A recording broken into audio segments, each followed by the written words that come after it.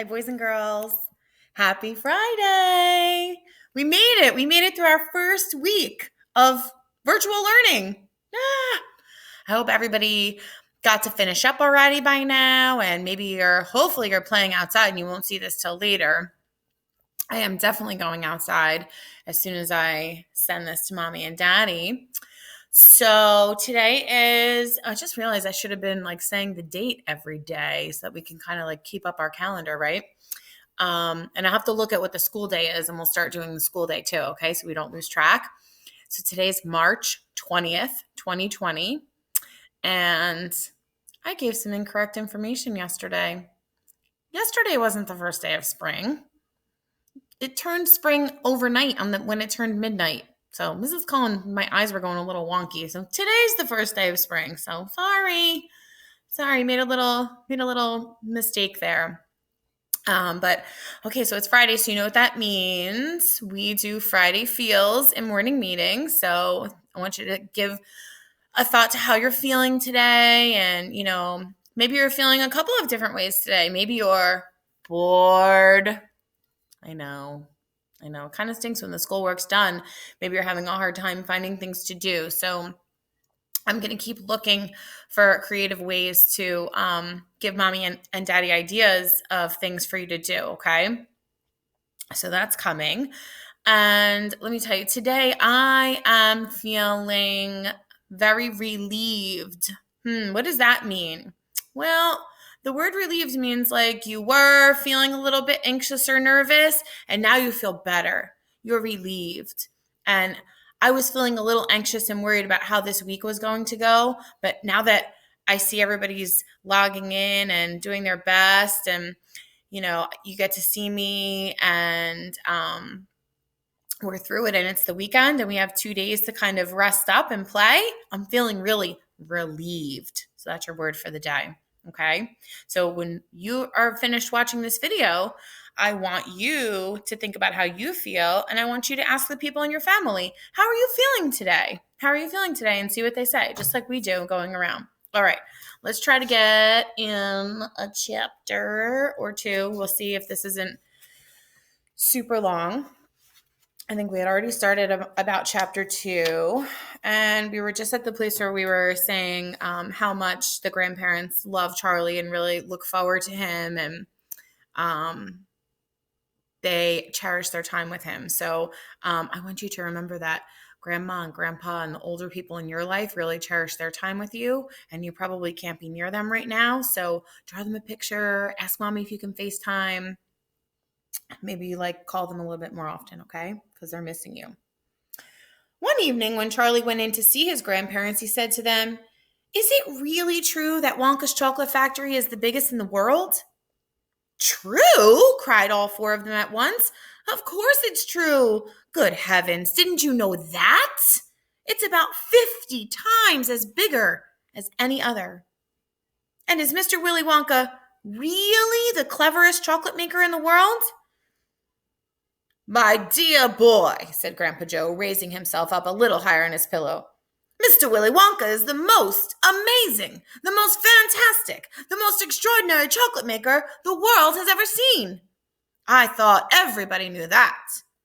"Well, I knew he was famous, Grandpa Joe, and I knew he was very clever." "Clever!" cried the old man. "He's more than that. He's a magician with chocolate. He can make anything he wants. Isn't that a fact, my dears?" The other 3 old people nodded their heads slowly up and down and said, "Absolutely true. Just as true as can be." And Grandpa Joe said, "You mean to say I've never told you about Mr. Willy Wonka and his factory?" "Never," answered little Charlie. "Good heavens above. I don't know what's the matter with me." "Oh, will you tell me now, Grandpa Joe? Please?" "I certainly will. Sit down beside me on the bed, my dear, and listen carefully." Grandpa Joe was the oldest of the 4 grandparents. He was 96 and a half, and that is just about as old as anybody can be. Like all extremely old people, he was delicate and weak, and throughout the day he spoke very little. But in the evenings, when Charlie, his beloved grandson, was in the room, he seemed in some marvelous way to grow quite young again. All his tiredness fell away from him, and he became as eager and excited as a young boy. "Oh, what a man he is, this Mr. Willy Wonka," cried Grandpa Joe. "Did you know, for example, that he has himself invented more than 200 new kinds of candy bars, each with a different center, each far sweeter and creamier and more delicious than anything the other chocolate factories can make?" "Perfectly true," cried Grandma Josephine. "And he sends them to all the four corners of the earth. Isn't that so, Grandpa Joe?" "It is, my dear, it is. And to all the kings and presidents of the world as well. But it isn't only candy bars that he makes. Oh, dear me, no. He has some really fantastic inventions up his sleeve, Mr. Willy Wonka has.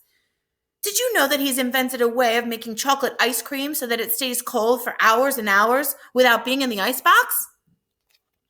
You can even leave it lying in the sun all morning on a hot day, and it won't go runny."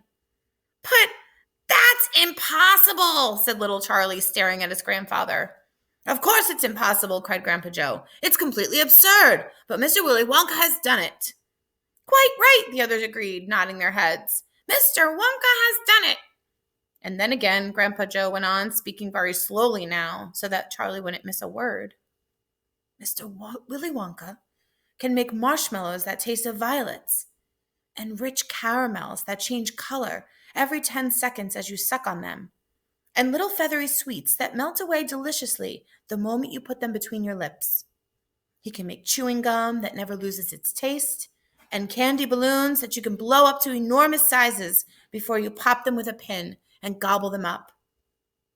And by a most secret method, he can make lovely bluebirds' eggs with black spots on them. And when you put one of these in your mouth, it gradually gets smaller and smaller until suddenly there is nothing left except a tiny little pink, sugary baby bird sitting at the tip of your tongue." Grandpa Joe paused and ran the point of his tongue slowly over his lips. "It makes my mouth water just thinking about it," he said. "Mine too," said little Charlie, "but please go on." While they were talking, Mr. and Mrs. Bucket, Charlie's mother and father, had come quietly into the room, and now were both standing just inside the door listening. "Tell Charlie about that crazy Indian prince," said Grandma Josephine. "He'd like to hear that." "You mean Prince Pondicherry?" said Grandpa Joe, and he began chuckling with laughter. "Completely naughty," said Grandpa George. "But it's very rich," said Grandma Georgina. "Oh, what did he do?" asked Charlie eagerly. "Listen," said Grandpa Joe, "and I'll tell you." Okay, and that'll be our next chapter. All right, boys and girls, I hope you have a fantastic weekend. I miss you. I love you. Make sure you show your family how to do the Friday dance. We do the Friday dance because it's Friday. Make sure you show everyone, okay? All right, I love you. See you soon. Take care. Bye.